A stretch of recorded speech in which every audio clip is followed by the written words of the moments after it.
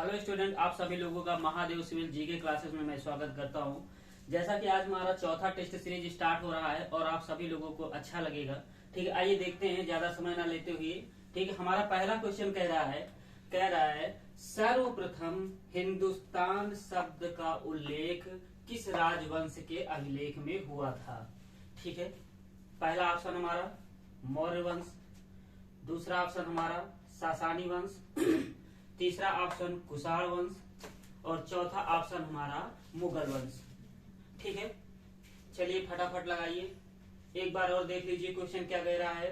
सर्वप्रथम हिंदुस्तान शब्द का उल्लेख किस राजवंश के अभिलेख में हुआ था। ठीक है, चलिए बताइए कौन सा सही इसमें।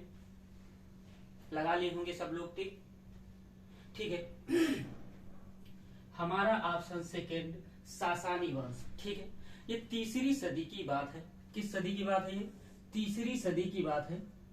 ठीक है, तीसरी सदी ईरान की बात है। ठीक है, ईरान की बात है। तीसरी सदी में ईरान की बात है। यहाँ पर सासानी शासक राजवंश, सासानी शासक शासन करते थे। ठीक, सासानी वंश के शासक, ठीक, सासानी वंश के शासक शाहपुर प्रथम के, ठीक क्या है, शाहपुर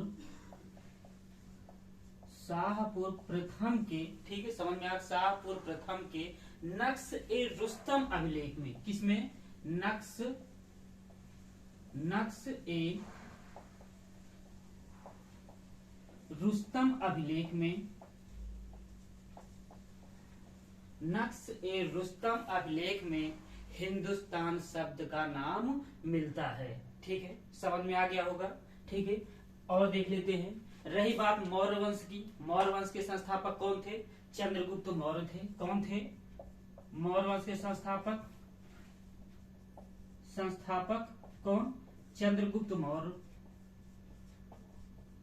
मौर्य वंश के संस्थापक चंद्रगुप्त मौर्य।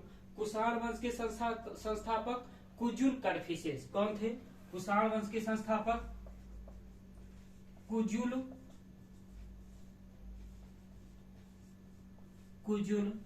कडफिसेस को क्या? कुजुल कडफिसेस। ठीक है, समझ गए। सर्वप्रथम हिंदुस्तान शब्द का उल्लेख किस राजवंश अभिलेख में मिलता है? सासानी वंश में। ठीक है, नक्श ए रुस्तम अभिलेख में, जिसके शाहपुर फर्स्ट के नक्श ए रुस्तम अभिलेख में सर्वप्रथम हिंदुस्तान शब्द का उल्लेख मिलता है। मौर्य वंश के संस्थापक कौन थे? चंद्रगुप्त मौर्य। कुषाण वंश के संस्थापक कौन थे? कुजुल कडफिसेस। और मुगल वंश के संस्थापक कौन थे? बाबर। ठीक है, आइए हमारा दूसरा क्वेश्चन क्या कह रहा है, फटाफट देख लेते हैं। हमारा दूसरा क्वेश्चन कह रहा है भारतीय संविधान के किस अनुच्छेद में समान नागरिक संहिता, क्या कह रहा है, समान नागरिक संहिता से संबंधित है। ठीक है, हमारा पहला ऑप्शन है अनुच्छेद 41, अनुच्छेद 42, अनुच्छेद 43, अनुच्छेद 44। चलिए बताइए फटाफट, समझ में आ गया होगा। एक बार और पढ़ देता हूं। भारतीय संविधान के किस अनुच्छेद में समान नागरिक संहिता से संबंधित है। ठीक है, चलिए टिक मारिए। ठीक है, इसमें हमारा क्या है, 44, अनुच्छेद 44। एक चीज याद रखिएगा, जैसे समान नागरिक संहिता, ठीक, ये समान नागरिक संहिता अगर है तो आपको ये देखना है कि 41, 42, 43, 44 में समान कौन सा है। जैसे ये चार, ये हमेशा याद रखिएगा। समान नागरिक संहिता मतलब समान का मतलब बराबर, समान का मतलब बराबर, समान नागरिक संहिता का मतलब होता है बराबर। ठीक, तो आप बड़ी जल्दी आसानी से पकड़ ले जाएंगे कि समान नागरिक संहिता किस अनुच्छेद से संबंधित है, तो 44। ठीक है, आइए देख लेते हैं 41 में क्या है। 41 में कुछ दशाओं में काम, शिक्षा और लोक सहायता पाने का अधिकार है। 41 में हमारा क्या है, ठीक, 41 में हमारा ये बताया गया है कुछ दशाओं में काम, शिक्षा और लोक सहायता पाने का अधिकार है। ठीक है, आइए 42 भी है। 42 में क्या दिया हुआ है? 42 में ये कहा गया है कि काम के न्याय संगत और मानवोचित दशाओं का तथा प्रसूति सहायता उपबंध है, इसके बारे में चर्चा है। ठीक, 43, ठीक, 43 आर्टिकल में हमारा क्या कहा गया है? 43 आर्टिकल में ये कहा गया है कि कर्मकारों के लिए निर्वाह मजदूरी आदि का उल्लेख किया गया है। ठीक है, आइए हम अपना अगला क्वेश्चन देखते हैं। ठीक है, भारत के कितने राज्य तट रेखा पर स्थित हैं? ठीक, भारत के कितने राज्य तट रेखा पर स्थित है? पहला 9, दूसरा 10, तीसरा 11 और चौथा 12। चलिए बताइए कौन सा सही होगा, टिक मारिए। ठीक है, चलिए एक बार और पढ़ दे रहा हूं। भारत के कितने राज्य तट रेखा पर स्थित हैं? ठीक, पहला ऑप्शन है हमारा 9, दूसरा ऑप्शन हमारा है 10, 11, 12। चलिए बताइए कौन सा सही होगा। ठीक है, हमारा पहला ऑप्शन 9 राज्य ठीक तट रेखा के अंतर्गत आते हैं। ठीक, पहला कौन सा आता है? ऊपर से गिनिए यहाँ से, जैसे हमारा ये हो गया। ठीक, ये हमारा क्या हो गया? मैप हो गया। ठीक, पहला हमारा क्या आता है? गुजरात। ठीक, पहला हमारा क्या आता है? गुजरात। गुजरात के नीचे क्या आता है? इधर आता है महाराष्ट्र। ठीक, महाराष्ट्र। ठीक, इधर हमारा क्या आता है? महाराष्ट्र। महाराष्ट्र के बगल में यहाँ पे आप लोगों ने देखा होगा गोवा आता है। क्या आता है? गोवा, ये भी एक राज्य है। ठीक, गोवा के आगे क्या आता है? यहाँ पे आप लोगों ने ये देखा होगा कि कर्नाटक आता है। क्या आता है? कर्नाटक। कर्नाटक के जस्ट नीचे क्या आता है? केरल आता है। क्या आता है? केरल। समझ में आ रहा होगा। ठीक, केरल आता है। और केरल के इधर साइड में क्या आता है? तमिलनाडु। क्या आता है? तमिलनाडु। ठीक, इधर हमारा क्या आता है? तमिलनाडु। तमिलनाडु के इधर हमारा क्या आता है? आंध्र प्रदेश। क्या आता है? आंध्र प्रदेश। ठीक, समझ में आ रहा होगा। ये भी सारे समुद्र की तट रेखा के अंतर्गत आते हैं। आंध्र प्रदेश के थोड़ा और ऊपर आइए तो हमारा क्या आता है? उड़ीसा। क्या आता है? उड़ीसा।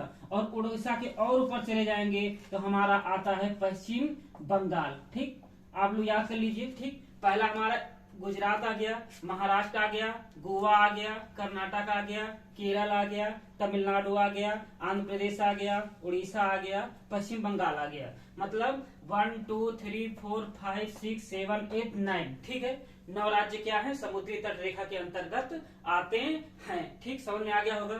चलिए आगे देखते हैं हमारा अगला क्वेश्चन क्या कह रहा है, फटाफट देखते हैं। अगला क्वेश्चन हमारा कह रहा है कि दूध के घनत्व को किसके द्वारा मापा जाता है? ठीक है, दूध के घनत्व को किसके द्वारा मापा जाता है? ठीक है, समझ में आ रहा होगा। ठीक, चलिए बताइए। ठीक है, इसमें ये ऑप्शन सही होगा, लैक्टोमीटर के द्वारा दूध का घनत्व मापा जाता है। ठीक, बात करते हैं हाइग्रोमीटर। ठीक, बात करते हैं हाइग्रोमीटर। हाइग्रोमीटर के अंतर्गत क्या नापा जाता है? सापेक्षिक आर्द्रता। ठीक, वायुमंडल में हाइग्रोमीटर, हाइग्रोमीटर। ठीक, इससे क्या नापा जाता है? सापेक्षिक आर्द्रता। ठीक, क्या मापा जाता है? सापेक्षिक आर्द्रता। ठीक, समझ में आ गया होगा। ठीक, हाइग्रोमीटर क्या मापा जाता है? वायुमंडल में सापेक्षिक आर्द्रता मापी जाती है। बात करते हैं बैरोमीटर की। ठीक, ये बैरोमीटर है। बात कर लेते हैं बैरोमीटर से क्या नापा जाता है? बैरोमीटर। ठीक, बैरोमीटर से वायुमंडलीय दाब मापी यंत्र। ठीक, वायुमंडलीय दाब मापी यंत्र है। ठीक, वायुमंडलीय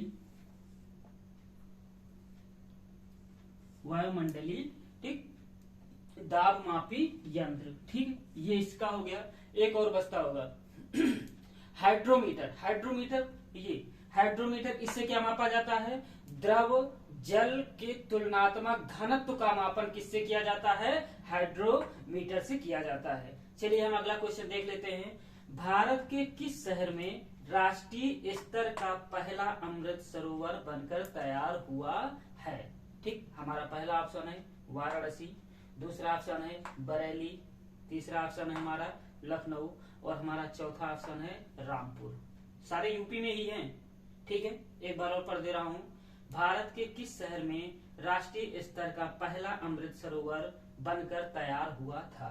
ठीक है, पहला ऑप्शन हमारा वाराणसी, दूसरा ऑप्शन हमारा बरेली, तीसरा ऑप्शन हमारा लखनऊ और चौथा ऑप्शन हमारा क्या है? रामपुर। चलिए फटाफट बताइए। ठीक है, चलिए इसमें हमारा रामपुर सही होगा। ठीक, ये जितने भी क्वेश्चन हैं ये सारे क्वेश्चन अभी एग्जाम में हाल ही में पीसीएसजे के एग्जाम में पूछे गए हैं और आप लोग इसको देख लीजिए कि किस तरीके से सिविल के प्रिपरेशन में या पीसीएस में या एग्जाम किसी भी जीके की एग्जाम में कैसे आज के दौर में क्वेश्चन पूछे जा रहे हैं। ठीक है, जय हिंद।